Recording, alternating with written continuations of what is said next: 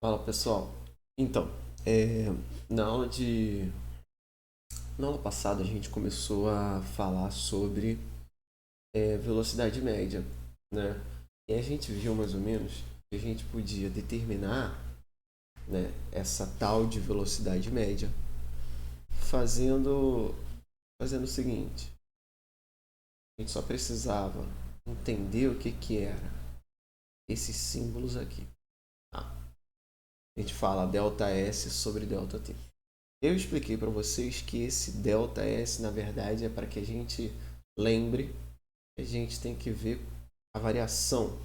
Seria a variação, seria pegar a posição final, ponto final onde meu carro parou, menos o ponto inicial. Por que eu fazia isso? Para saber exatamente quanto que ele andou, né? Quanto que ao todo esse carro andou. Então a mesma coisa aqui também no instante. Isso aqui é instante final menos inicial. Pelo mesmo motivo, eu precisava saber quanto tempo passou. Então, por exemplo, se um carro vai, né, do quilômetro, e aí eu pedi para a gente imaginar uma. Eu vou pegar aqui embaixo já, se eu consigo pegar só essa régua. Tá, vamos pegar isso aqui mesmo. Se um carro vai do ponto 1 ao 5, né? Se o carro vai do ponto 1 ao 5, quanto que ele andou de verdade? Bom, de verdade, do 1 ao 5, galera, se a gente botasse aqui assim os tracinhos, 1, 2, 3, 4, 5, eu já estou no 1, eu vou andar 1, 2, 3, 4. Mas para a gente não ficar fazendo isso toda hora, o tempo todo, a gente pega só final 5, esse foi o ponto final que paramos, menos 1, 4. Por isso que eu sempre tenho que fazer esse final menos inicial aqui, ó. Final menos inicial. Por isso que a gente chama de delta. E é por isso que a gente representa esse símbolo para ficar mais compacto, né? Mas se você já souber quanto que ele andou, a viagem é de 80 quilômetros. Já é uma informação de quanto que foi. Você não precisa fazer final menos inicial. A viagem inteira já tem uma distância de 80 quilômetros, né? E você não precisa fazer esse delta S. A mesma coisa com o tempo. Então, pessoal, na aula de hoje, o que a gente vai fazer eu vou colocar um novo conteúdo que é função horária. Para a gente entender função horária, eu vou explicar primeiro um pouquinho o que é função, para depois a gente entender o que é função horária, e depois a gente finalmente ver o movimento uniforme do jeito que começa a ver e a gente vai melhorando o nosso entendimento, tá? Então é o seguinte, o que é uma função, né? O que é importante? Primeiro a gente entender o que é função. E aí você vai ver muito função agora no primeiro ano, você vai entender mais sobre essas funções se você ainda não viu. Mas o que eu quero que você entenda é que a função ela é uma lei que se estabelece entre dois conjuntos de números. Tá? Do jeito que eu estou falando vai parecer um pouco complicado, mas a ideia é relacionar dois números. Então como é que isso funciona assim, por exemplo? Vamos supor que você é um vendedor de bombom. Vende bombom na rua, você vai lá e vende um bombom, cada bombom R$ 3, né? Então se eu te perguntasse assim, vendi 10 bombons, quanto que você vai ganhar? Bom, cada bombom é R$ 10, é, R$ 3 e você vai vender 10 bombons. Então você vai pegar, somar 3 mais 3 mais 3, isso aqui 10 vezes, não é? E aí você sabe que é só você pegar 10 vezes 3 e você vai ter R$ 30. Esse foi o dinheiro que você ganhou. Mas aqui existe uma lei, galera. Uma lei que vai dizer, por exemplo, você não precisa ficar no número. Você pode ter uma lei geral para dizer sempre quanto que você vai ganhar. Então, repara só, a gente multiplicou o número de bombons pelo valor do bombom. Mas o valor muda? Não, o valor não muda sempre. Então, a gente sempre vai vender ou vai ter de dinheiro, né, no final do dia ou no final do mês, 3 vezes o número de bombons que eu vendi. A gente pode dizer que isso aqui, ó, é a nossa receita. Por exemplo, a receita é quanto que a empresa ganha, né, de dinheiro. Então, uma função é justamente essa relação que vai existir entre número de bombons vendidos, vai ter um grupo de números, que é o número de bombons vendidos, relacionado com a receita ou simplesmente com o dinheiro. Tudo bem? Então, é uma relação. O que é a função? É essa lei aqui que se estabeleceu entre o número de bombons vendidos e a receita. Tranquilo até aí? Não tem muito mistério. Então, aqui eu já posso começar a trabalhar. Por exemplo, eu posso chegar e falar: e se eu vender só 2 bombons? 3 vezes 2, 6. Então, eu digo que o número 2 está relacionado com o número 6. Tudo bem? Aí existem outros detalhes. Por exemplo, a gente sabe que você não pode vender, por exemplo, menos bombons. Então, a gente vai dizer que existe uma margem ali do que você pode vender. Esse é o seu conjunto de possibilidades que entram aqui. Isso é o que a gente chama de domínio. Você vai aprender isso melhor, talvez em matemática. Isso aqui são os resultados possíveis. Suas receitas são os resultados possíveis. No nosso caso, você vê que ela não pode assumir muitos valores. Por exemplo, eu não posso vender um bombom e meio? Posso? Então, varia de 3 em 3, não é? Então, esses resultados possíveis aqui, a gente costuma chamar de imagem. Tem um domínio, que são possibilidades de entrada, e a saída são o que a gente chama de imagem. É legal você pensar também que a função é tipo uma maquininha. Você tem... Como é que a gente pode pensar que isso aqui é uma maquininha? Imagina que é uma maquininha processar números. Você joga aqui um número, tudo bem? E ela vai processar esse número e vai te dar um valor de resposta. Valor aqui.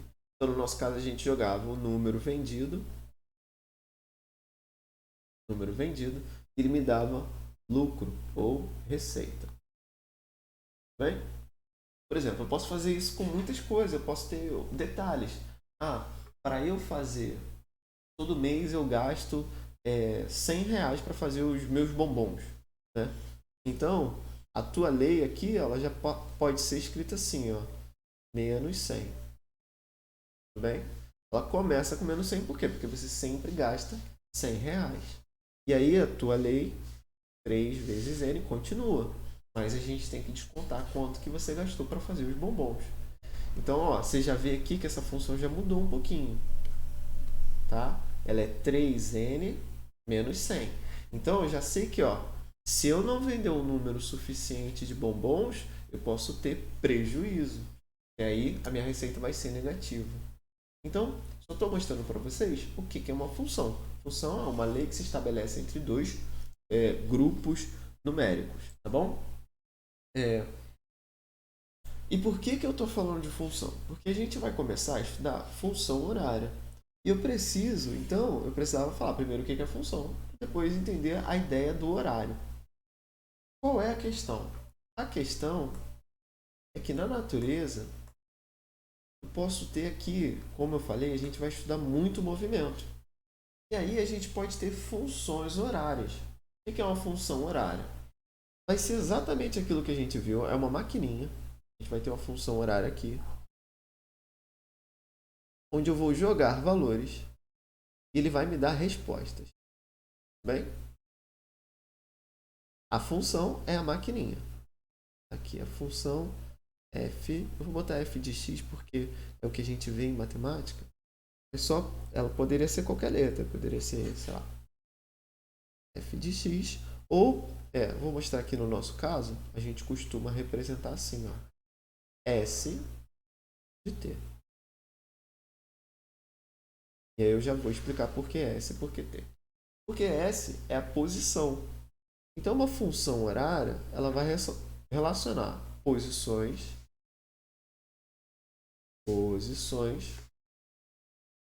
quer dizer, na verdade, isso, posições para dados tempos. Então, na verdade é ao contrário isso aqui.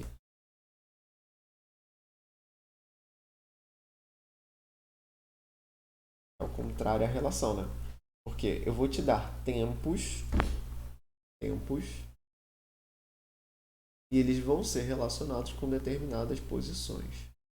Sim, professor. Da mesma forma que é um filme, galera. Como é que é um filme? Como é que é um vídeo no YouTube? Você pega ali, você tem uma barra ali, e em determinados instantes de tempo, o filme está em uma determinada posição. Então é isso que a gente vai fazer, tá bom? Então, cada objeto, a gente pode ter diferentes funções. Da mesma forma que a gente tinha ali uma fórmula para receita e lucro, a gente pode ter as mais complicadas funções ou equações horárias. Então, vamos pegar aqui para a gente treinar, só para vocês entenderem como é que é o conceito. Imagina que esse carro tem a seguinte função horária. S é igual a, vamos botar assim, ó, 1 mais 2t. Tudo bem? E eu peço para você calcular. Olha, calcula a posição, já dei a função horária. Calcula a posição desse carro no instante de 2 segundos. Tá? Então, quando a gente tem a função horária, a gente tem ali os nossos instantes já variando de 0 para frente. A gente já tem uma lei, como se fosse um filme, né? O filme começa do 0 para frente. Então, o que eu preciso fazer? Eu só preciso pegar, olha, o nosso instante, ele quer que seja 2 segundos. Eu vou substituir. Eu vou substituir esse 2 aqui na nossa função horária. Beleza? Então, o que eu preciso fazer? S é igual a 1 mais 2 vezes 2. E aí eu calculo que a posição que esse carro vai estar será S 1 mais 2 vezes 2, 4. S é igual a 5. Então a gente volta aqui para o nosso carrinho e a gente pensa o seguinte, ó, no instante de 2 segundos, isso aqui era no instante inicial, 0, t igual a 0. A gente vai estar logo embaixo, deixa eu pegar aqui, esse carrinho, opa, peguei errado. Carrinho, isso, carrinho. Não vou conseguir pegar o carrinho. Esse carrinho vai estar aqui na posição 5, ok? Então, é assim que a gente faz a função horária. A gente tem uma regra, uma lei, uma espécie de função que a gente vai trabalhando ela. Então, por exemplo, vou dar um outro exemplo aqui. Vamos imaginar aquele caso aqui. Imaginar. Sempre bom eu lembrar que esse movimento a gente está considerando numa linha reta. Não é isso? Que esse carro só pode andar para lá e para cá, para frente e para trás, para facilitar. Então, a gente está falando de um movimento unidimensional. A gente sempre tem que lembrar que tem um zerinho. E a gente tem aqui a nossa régua desenhada. Tá bom? Então vamos fazer o seguinte, ó. O móvel então, tem a seguinte função horária. S de t é igual a 10 mais 2t mais t quadrado, por exemplo. Essa é a nossa função horária aqui, tá bom? Beleza. Aí, eu te pergunto, onde esse carro vai estar no instante de 3 segundos? Ou de 0, vamos supor, instante de 0 segundos. Então, eu coloco esse 0 aqui para me lembrar que eu estou calculando no 0 segundos. Eu vou substituir esses valores. 10 mais 2 vezes 0 mais 0 ao quadrado. É isso que eu vou fazer. Continuo o cálculo e aí eu vejo 2 vezes 0 é 0. 0 ao quadrado é 0 e 10. 10 mais 0, 0 dá 10. Então, eu achei a posição inicial. Posição inicial, por quê? Porque eu calculei ela no instante 0, no instante onde tudo começou. Tranquilo? É isso que é a função horária, galera. Geralmente vai ser assim. Só que assim, eu estou te ensinando a usar a equação horária e mostrando o que ela é. A gente vai aprender a construir a função horária. Tudo bem? Então, primeiro a gente vê o que ela é e como é que a gente usa ela. Viu como é que usa? Ok. Vamos fazer aqui mais uma vez para o instante 2 para não ter dúvida. Ó, pego a lei, essa lei aqui. Eu quero agora no instante t igual a 2. Tá? Estou supondo tudo em segundos e que tudo é resposta em metro. Poderia ser quilômetro e poderia ser hora. Tudo bem? A gente vai ficar no metro por segundo. Eu boto aqui S de 2. Então, eu boto esse 2 só para lembrar. Eu vou substituir 2 na minha fórmula. Minha fórmula é 10 mais 2 vezes 2 mais 2 ao quadrado. Eu só preciso calcular, gente. Não tem mistério. 10 mais 2 vezes 2, 4. 2 ao quadrado, 4. Então, 4 mais 4, 8, mais 10. A posição desse carinha, 18 metros. Então, se eu fosse desenhar, eu ia desenhar esse cara aqui, sei lá, se aqui fosse 10, aqui 20, 30. Eu ia pegar esse carrinho, depois desenhar ele aqui um pouquinho mais à frente. E agora ele está ali mais próximo. Cara, a ideia? Então, assim, é importante você entender que a gente está falando de um corpo, que ele está numa linha, tudo bem? Todos esses desenhos, eles são bons para te localizar e você entender daquilo que a gente está falando. E aí, nessa primeira parte, a gente agora viu, a gente sabe calcular uma velocidade média. A gente viu agora o que é uma função horária. Daqui a pouco a gente vai fazer um link entre esses dois conceitos. Um conceito que é uma lei do movimento e um conceito que é a velocidade média, tá bom? Então, por hoje é isso, quer dizer, por hoje esse é o primeiro vídeo, a segunda parte eu vou ensinar e explicar como é que a gente determina essa função horária e quais são as diferenças entre uma e outra, beleza? Mas eu tinha que explicar antes o que era a função horária.